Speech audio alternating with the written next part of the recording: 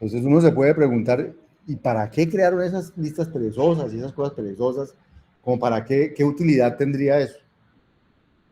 Su utilidad es principalmente de expresividad. Y entonces vamos a hacer cálculos con secuencias infinitas.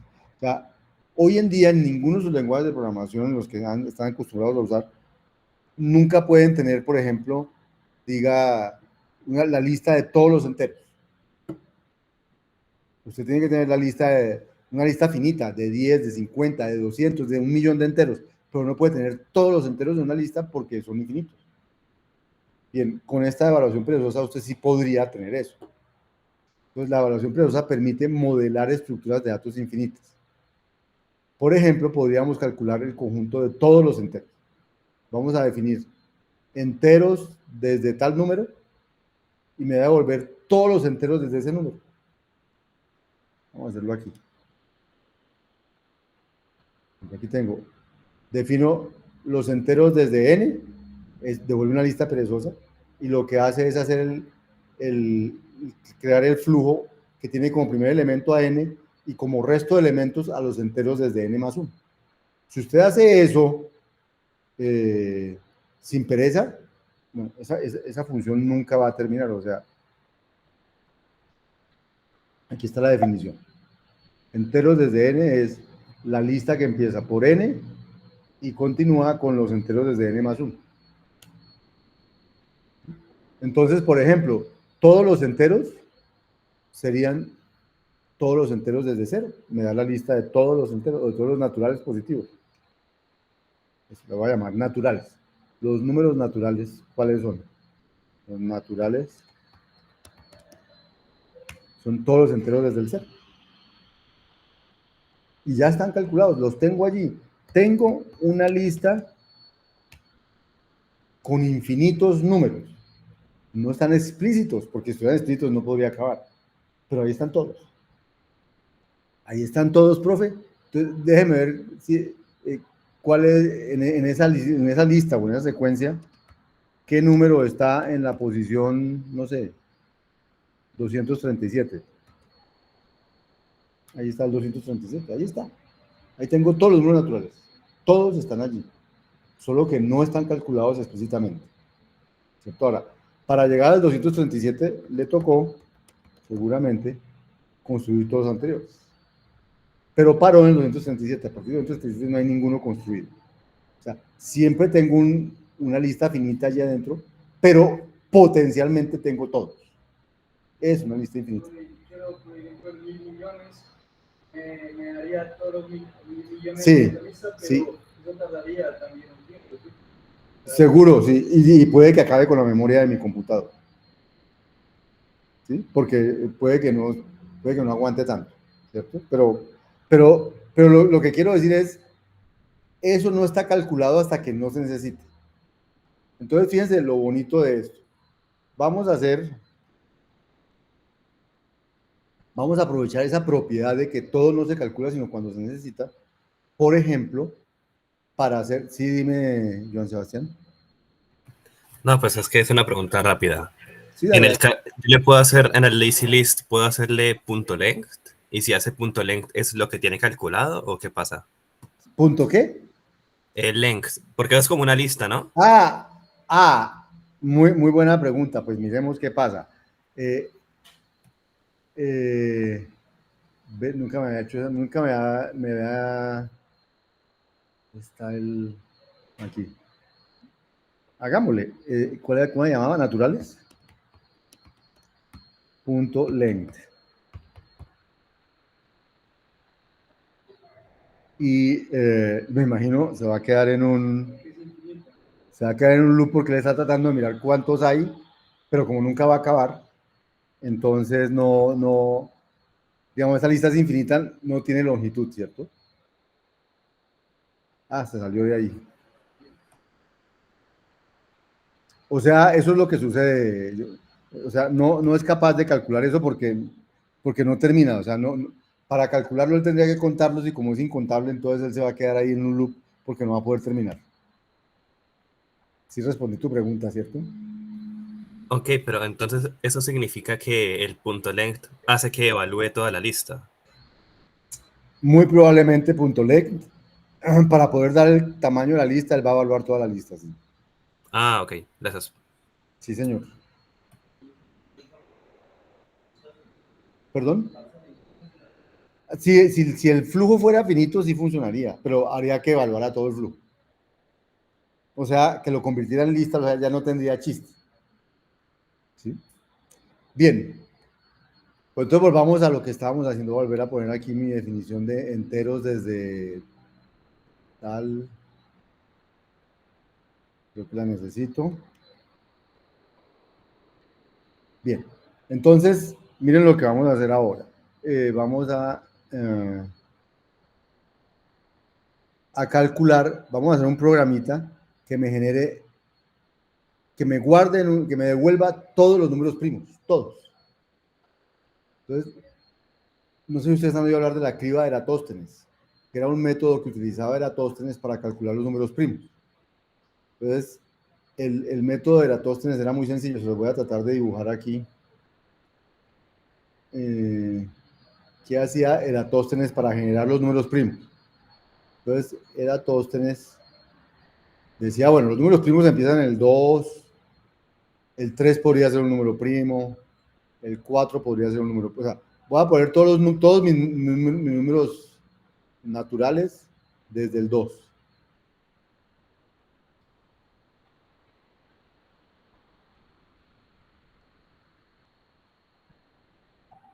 Voy a llegar por ahí hasta el 11. Digamos que tengo toda mi lista de números naturales. Afortunadamente tengo la pereza y podría tener todos los naturales de forma perezosa en una variable, guardados, todos los naturales. Tengo todos ahí. Entonces, ¿qué hacía Eratóstenes para encontrar los primos?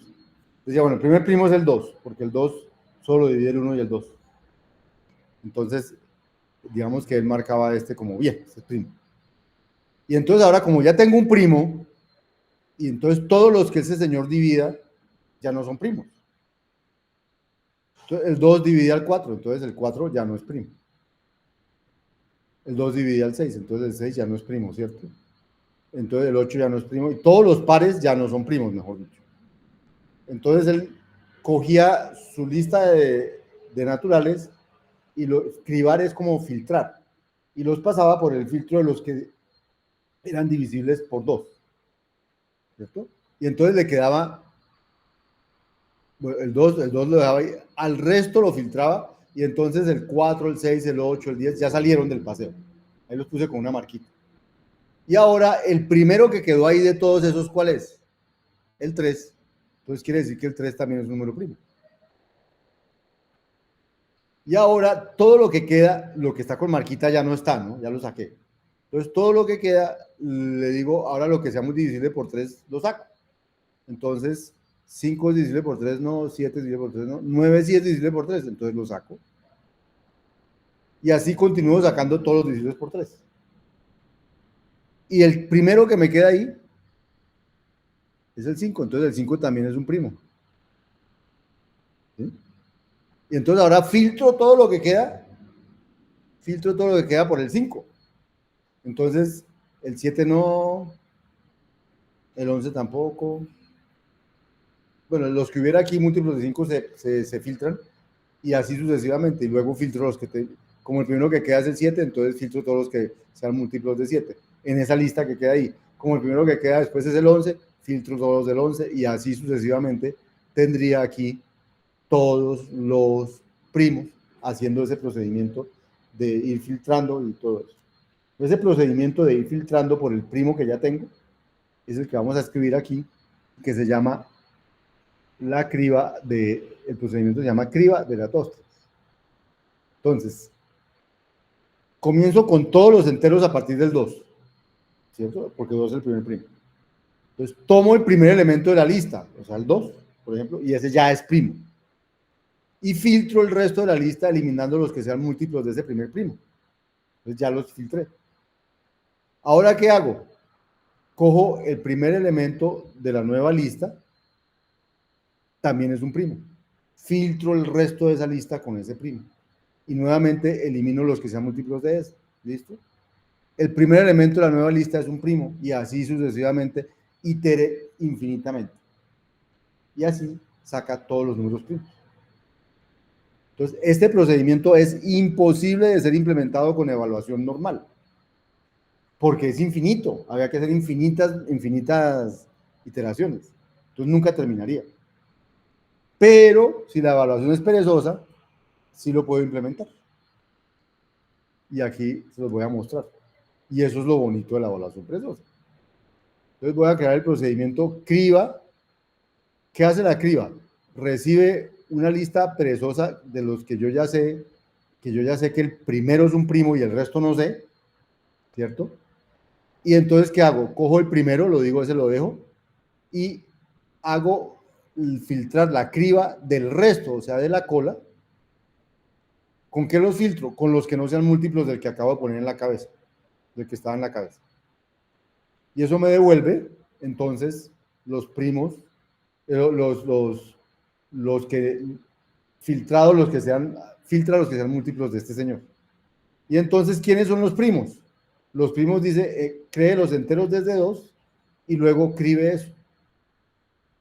Y ya, le genera todos los primos. Precioso procedimiento para generar todos los primos, ¿no? Miren, son 3 líneas. Bueno, esta línea para el criba. Ya. Y esta línea que calcula todos los primos.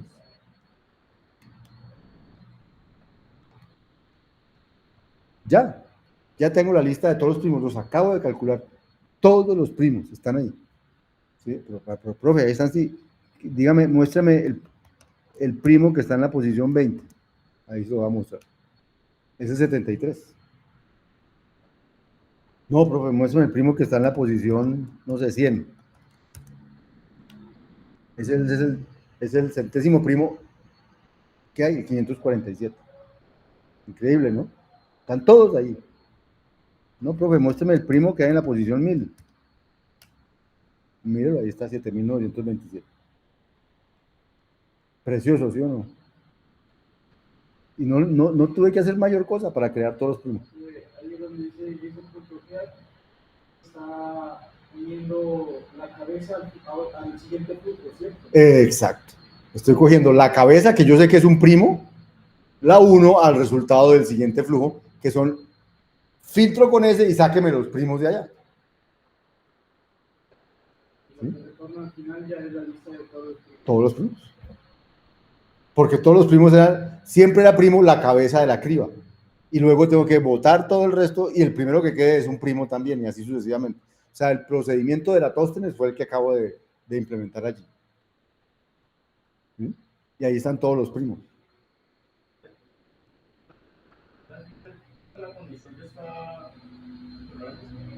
Este filtro, ¿qué hace? Coge cada elemento del flujo, o sea, en este caso de esta cola, coge cada elemento y mira si es divisible por la cabeza del flujo, o sea, por este señor. Entonces, si no cumple con eso, no, entonces lo deja. Si eso da diferente de 0, quiere decir que no es divisible, entonces lo deja. Quita los que son divisibles por él. O sea, él deja los que esto dé diferente de 0, o sea, los que no sean divisibles por él. O sea, los que son divisibles por él los bota. O sea, filtra los múltiplos de ese. Punto G. ¿Cómo les parece? ¿Habían visto alguna vez eso? Llevan 4 semestres aquí. ¿Habían visto alguna vez los primos en una variable? ¿Los han podido calcular? Ahí están todos. Lo que no pueden hacer es lo que me dijo ahorita, ¿quién fue el que me dijo? John Sebastián, que le hubiera longitud, porque es infinito. Si le digo primos.length, entonces pues no va a poder decir cuántos hay, porque no hay infinitos. Pero ahí están todos. Ahora, que yo, como me decía ahorita Andrés Ortega, que si quiero el primo 1.000.000, no sé si lo alcanzará a calcular, no sé si la memoria le alcance para tener todo, de pronto sí. Pues claro, se va a demorar porque está calculando, ya no le alcanzó la memoria. ¿Mm? Esa es la limitación, es mi memoria. Pero la limitación no es mi lenguaje de programación. ¿Sí? La limitación de memoria que yo tengo. Esa sí es una limitación, pero es una limitación siempre, no la podemos quitar. La memoria es finita. ¿Listo? Ah, lo que quiero ver es si esa falla me dañó a mis primos o no. Ah, ahí están los que estaban calculados hasta ese momento. Ya hemos dicho el primo. Vamos a ver hasta qué primo llegamos. No sé, lleguemos al primo que está en la posición 2000. Hay un momento donde ya no alcanza, pero bueno, ahí alcanza. ¿Listo? Esa es la criba de la Tóstenes en escala. Y ahí sí terminamos todo lo que tiene que ver con programación funcional. Entonces ahí hemos terminado. ¿Qué hicimos? Entonces, la programación funcional provee un conjunto coherente de conceptos y técnicas de programación basados en programación de alto orden. Vimos programación de alto orden, el taller que acaban de entregar. ¿Cierto? Reconocimiento de patrones, taller que están realizando. Colecciones inmutables, taller de expresiones for que vamos a hacer con colecciones para entender las expresiones for. Ausencia de estado explícito, siempre ha estado prohibido usar var y cambiar el valor a las variables, no se puede. No tenemos eso, o sea, valores inmutables. Estrategias de evaluación flexible, ansiosa, perezosa, por nombre, ¿cierto? Tal vez me faltó decir aquí que el elemento fundamental para poder hacer todo esto es la recursión, porque con la recursión logramos escribir todos nuestros programas, inclusive las iteraciones. O sea, la recursión es un mecanismo muy poderoso de programación, ¿sí? Tan poderoso que podemos hacer todo con recursión, inclusive las iteraciones, que uno pensaba que no, pero sí. Toda iteración se traduce en una recursión de... Toda iteración se implementa con una recursión de lineal, de árbol.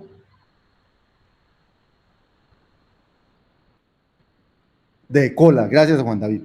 Toda recursión se traduce en una recursión. En toda iteración se traduce en una recursión de cola. Luego la recursión es suficiente para hacer todos los programas que queramos. No necesitamos while, no. No necesitamos for imperativo, no. No necesitamos el do until, no necesitamos break, no necesitamos nada de eso para poder programar. ¿Y qué ventaja tiene programar así? Que probar que los programas son correctos es un ejercicio que se puede hacer y se puede desarrollar sin mayores problemas. Porque por programar así, toda la matemática está al servicio de nosotros. La inducción, todas las cosas están al servicio de nosotros porque todo eso funciona ahí. Apenas yo acepto la asignación, nada de eso funciona. Porque la asignación ya empieza por violar que x sea igual a x más 1. Eso es la primera cosa que matemáticamente no funciona. Se llama transparencia referencial. Y como no hay eso, entonces probar que un programa es correcto se vuelve un poco más complicado. Porque las técnicas de demostración que traemos de las matemáticas ya no aplican tan sencillamente allí. Nos toca pensar en cosas más complicadas. La programación funcional entonces provee una caja de herramientas útiles para todo programador, espero que les parezcan útiles, y provee una forma diferente de pensar para programar, espero que haya sido claro eso. Y eso es lo que queríamos que ustedes entiendan de lo que se llama programación funcional. ¿Dónde se usa mucho eso hoy en día? Entonces, hoy en día se habla mucho de ciencia de datos, y la ciencia de datos significa que hay un poco de datos que hay que explorarlos y hay que hacer cosas con ellos. Bien, casi, yo digo que todos los métodos que se usan para explorar, para manipular los datos, para limpiarlos, convertirlos, todos terminan siendo funcionales. Cuando usted utiliza librerías de Python como Panda y no sé qué, lo que le permiten es manipular datos, voltearlos, filtrarlos, hacerles poco cosas, todas esas son funcionales. Ninguna de esas cosas que usted hace ahí son imperativas. ¿Sí? ¿Por qué? Porque cuando todo esto empezó a pasar, lo de la ciencia de datos y todo eso, empezaron a aparecer los de otras profesiones que necesitan usar eso. Y usted vaya, explíquele a la otra profesión la asignación. vaya, explíquele esas cosas extrañas que hacemos nosotros, es muy difícil de explicar. Entonces empiezan a aparecer un poco de herramientas para que ellos puedan manipular los datos sin tener que explicarle esas cosas. Y esas herramientas son esencialmente declarativas y la programación funcional es declarativa. Y por eso es tan útil. Y la expresividad. Expresar en 2 o 3 líneas toda una manipulación de datos y cosas, eso es algo muy expresivo y muy útil para quien quiere manipular, no necesariamente para el que quiere eficiencia, al último pelo, que no se pierda memoria, no sé qué. Pero hoy en día existen todos unos algoritmos de recolección de basura, de no sé qué, que hacen que la memoria que se desperdicia en todos estos procesos se recupere rápidamente, automáticamente, y no sea un costo que sea considerado importante a la hora de lo que se demoran estos algoritmos solucionando problemas. ¿Sí? Hace 50 años, 60 años, también existía el concepto de recolección de basura. También existían esas cosas, pero era tan demorado lo que pasaba en los computadores que era muy importante que el programador evitara que esas cosas sucedieran. Pero hoy en día no. Hoy en día el costo adicional por tener todas esas cosas detrás, cuidando al programador de no tener que estar pensando en recoger memoria, en no sé qué, es tan barato que ya no vale la pena que el programador esté pensando en eso. Por eso lenguajes como C o C++, pues ya no son los que mandan la parada. Y no son los que mandan la parada, pues porque allí el programador tiene que estar pendiente de recolectar memoria, de todas esas cosas. Y por eso era muy bueno en el principio de la programación. Pero hoy en día, tener uno que estar pendiente como programador de eso no es importante. Sobre todo, además, al principio de la programación no había tantas librerías y cosas como hay hoy. Entonces, hoy en día la programación es de mucho más alto nivel porque ya hay tantas cosas de bajo nivel que parecen de bajo nivel hechas que hasta hacer una ventana parece una cosa de bajo nivel. ¿Me entienden? O sea, antes para hacer una ventana uno tenía que decirle al lenguaje de programación, haga la línea así, luego haga la línea así. Hoy en día haga el botón, hoy en día todo eso es tan abstracto y uno dice, como que dibuja su interfaz y luego algo la entiende y se la hace allí. Eso no funcionaba así en otras épocas. Entonces hoy en día no hay necesidad. O sea, la evolución de la programación ha llevado a que todas esas cosas, aunque están allá abajo, ya no son necesariamente importantes para el programador. ¿Listo? En cambio, ¿qué es más importante? Poder escribir en 2 líneas una cosa que hace muchas cosas. Eso es mucho más expresivo. Y para eso es la programación funcional. Ya ustedes verán en su vida real si la usan, si no la usan, si les sirve o no les sirve. Lo que les puedo decir es que Python, Java, todos ya vienen con parches o con extensiones de funcionalidad para hacer solo cosas funcionales. Las mismas expresiones for que les lo acabo de contar yo aquí también vienen en Python, en Java y todas esas cosas. ¿Sí? O sea, no es imposible hacer programación funcional en esos lenguajes. ¿Por qué no uso esos lenguajes para hacerlo? Porque en este no solamente es posible, sino es elegante. Entonces me gusta hacerlo en Scala. Y porque Scala es otro lenguaje de programación que les puede servir en su vida profesional para emplearse en el mundo laboral. Entonces siempre es bueno que ustedes pongan entre más lenguajes, conozcan pues mejor. A la hora de empezar su hoja de vida laboral, yo conozco Scala, yo conozco Erlang, yo conozco, Java, eso es mejor tener más que tener menos. Por eso aquí nos esforzamos en meterles tantos lenguajes de programación. Y después van a tener que aprender JavaScript y después tienen que aprender un montón de cosas, porque usted no sabe en la vida con qué va a trabajar. Y lo importante no es con qué va a trabajar, sino poder adaptarse a con lo que va a trabajar. Y entender las limitaciones o las fortalezas de con qué van a trabajar. Entonces, este curso se basa en tratar de mostrar lo fuerte de la programación funcional. ¿Sí? Bien, entonces terminamos ahí.